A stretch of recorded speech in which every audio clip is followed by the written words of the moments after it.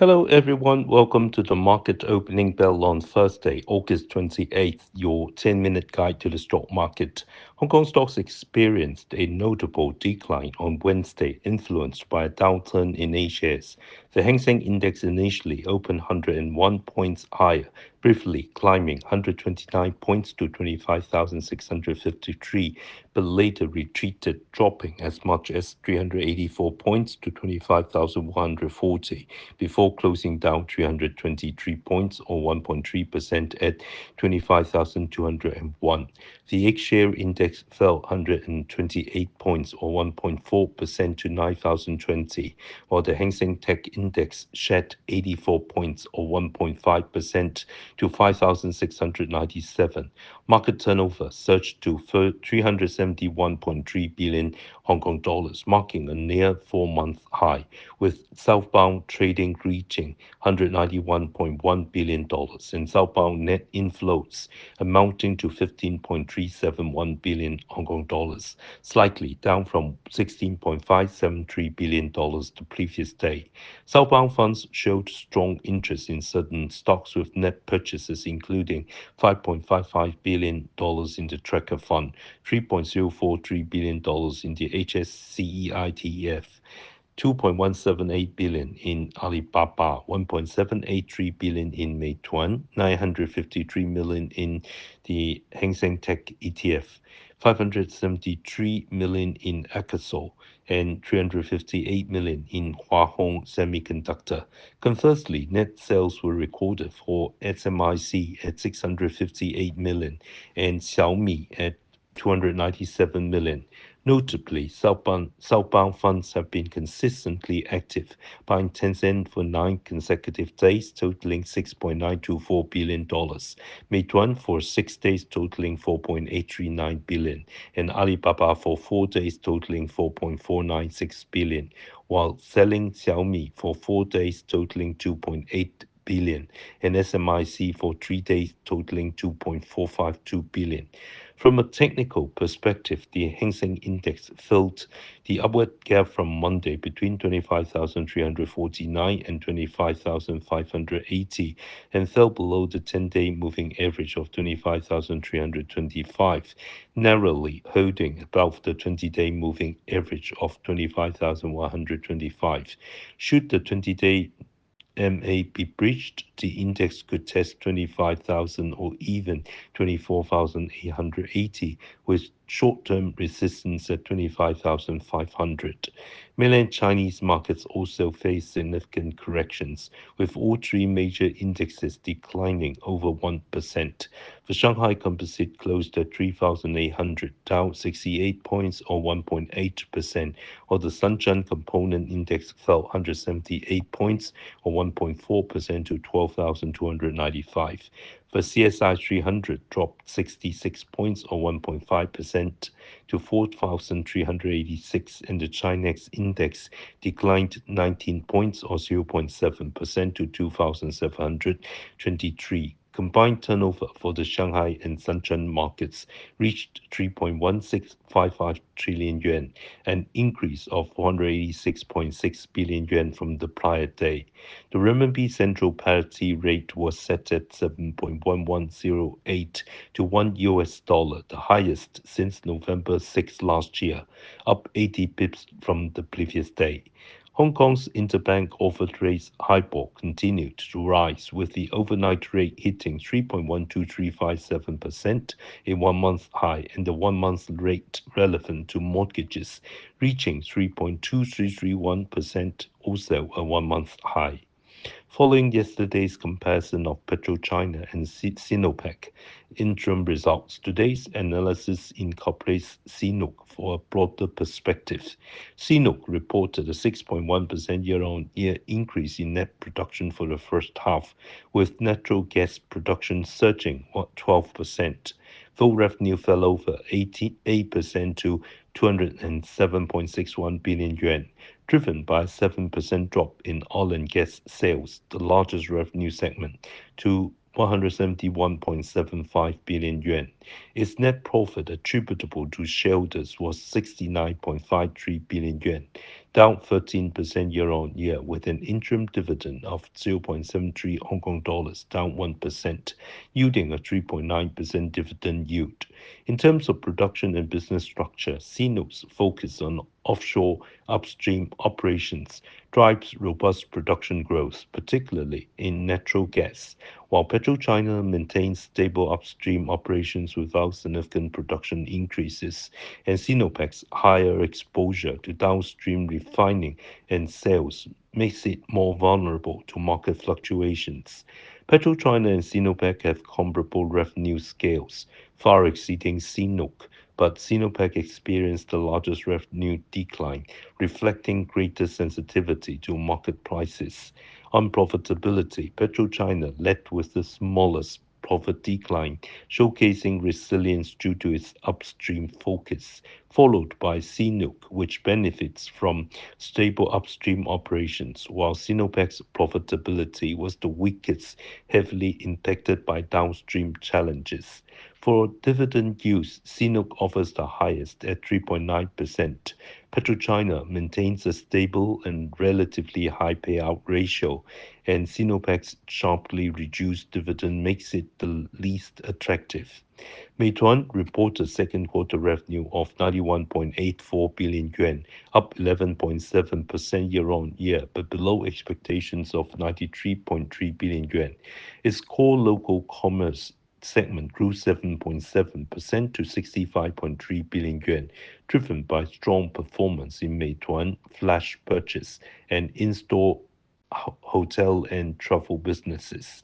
New business revenue rose 22.8% to 26.5 billion yuan, but non-GAAP adjusted net profit plummeted 89% to 1.493 billion yuan, well below expectations of 8.35 billion yuan, largely due to intense competition in food delivery, which reduced core local commerce operating profit to 3.7 billion yuan.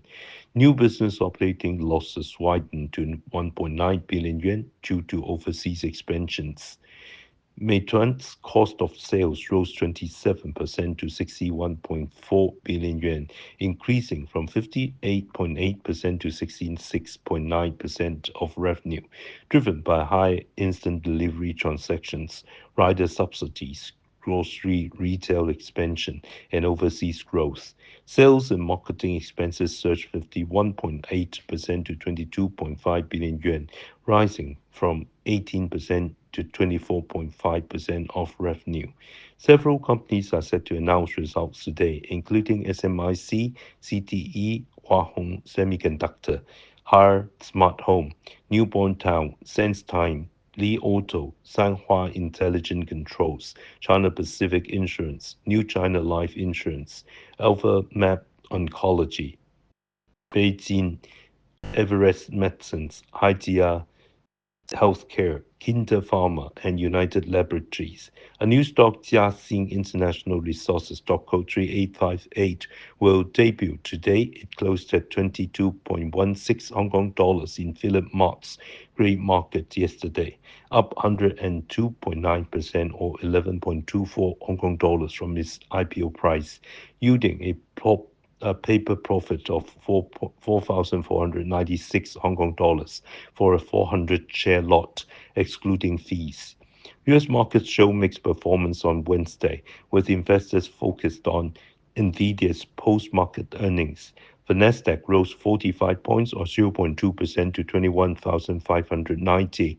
The S&P 500 gained 15 points or 0.2% to 6,481, with Nvidia accounting for about 8% of its weight. And the Dow climbed 147 points or 0.3% to 45,565. The Nasdaq Golden Dragon China Index, tracking Chinese ADRs, fell 206 points or 2.6% to 7,780. Nvidia reported second fiscal quarter revenue of 46.7 billion US dollars, up 56% year on year and 6% quarter on quarter, surpassing expectations of 46.06 billion US dollars.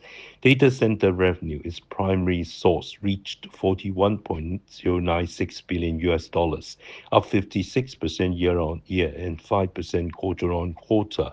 Net profit was 26.42 billion US dollars, up 59% year on year and 41% quarter on quarter, with adjusted earnings per share of 1.05 US dollars, slightly above expectations of 1.01 US dollars.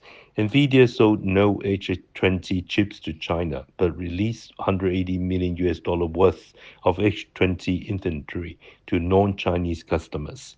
It projects current quarter revenue of 54 billion US dollars, plus or minus 2%, assuming no H20 export to China, compared to market expectations of 53.1 billion US dollars.